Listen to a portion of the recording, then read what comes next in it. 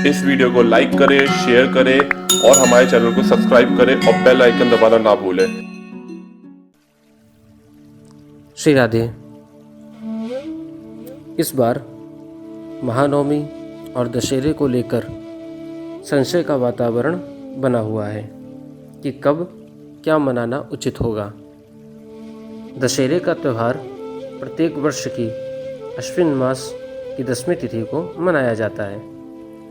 अश्विन मास की 10वीं को ही जगदम्बा महिषासुर मर्दिनी देवी का विधिवत पूजन करने के पश्चात उनका विसर्जन भी किया जाता है। कुल मिला के भगवान श्री राम और देवी दुर्गा की उपासना करना इस दिन शुभ फलदायी सिद्ध होता है। दशहरे को लेकर दो कथाएं मुख्य रूप से प्रचलित हैं। पहली कथा भगवान श्री राम की है कि माँ का वचन सिद्ध करने के लिए दशरथ जी ने कैकेयी को जो वचन दिया था उसके पालन हेतु उन्होंने राम जी को 14 वर्षों का वनवास दिया और राम जी, माँ सीता और लक्ष्मण जी वनवास को 14 वर्षों के लिए गए। इसी वनवास के अंतराल में, इसी वनवास के ही मध्य में लंका का नरेश रावण ने माँ सीता का हरण कर लिया। ऐसा लीला में बताया गया और दिखाया गया है, किंतु वास्तव में वो सीता जी की परछाई थी, क्योंकि सीता जी को तो राम जी ने सुरक्षित अग्नि में समाहित कर रखा था। तो जब रावण सीता जी की परछाई को लेकर अशोक वाटिका में गया तो फिर वहाँ पे उनको बंदी बनाकर जब उसने रखा तो प्रभु राम ने अपने छोटे भाई अनुज श्री लक्ष्मण जी के साथ, जो कि स्वयं शेषावतार हैं, स्वयं रुद्र हैं, हनुमान जी महाराज और एवं समस्त वारण सेना के साथ उन्होंने रावण से युद्ध किया।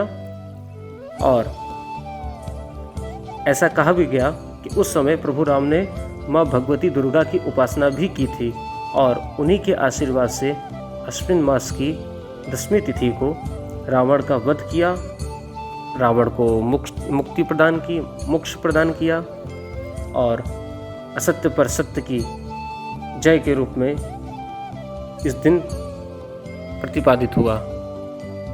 अर्थात ये दिन विजयदशमी के नाम से जाना जाने लगा। एक अन्य कथा और भी है।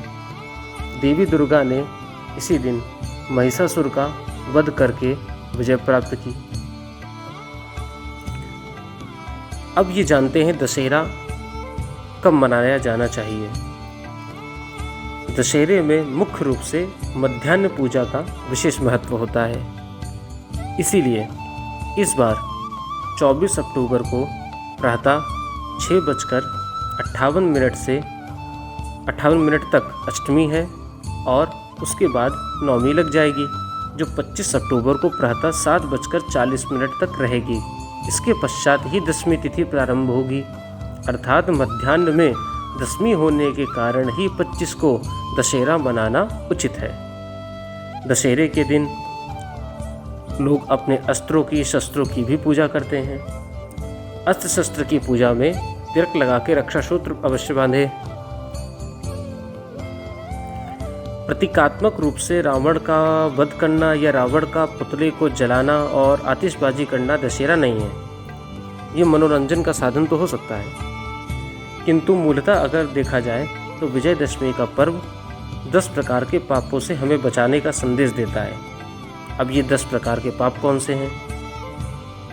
काम, क्रोध, लोभ, मोह, मद, मात्सर्य, अहंकार, आलस्य, हिंसा और चोरी।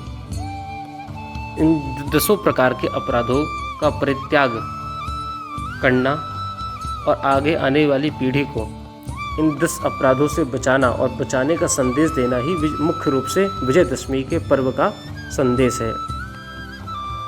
अतः आप सभी को न्याय और सत्य की जीत की इस महापर्व विजयदशमी की शुभकामनाएं। श्री राधे। इस वीडियो को लाइक करें, शेयर करें और हमारे चैनल को सब्सक्राइब करें और बेल आइकन दबाना ना भूलें।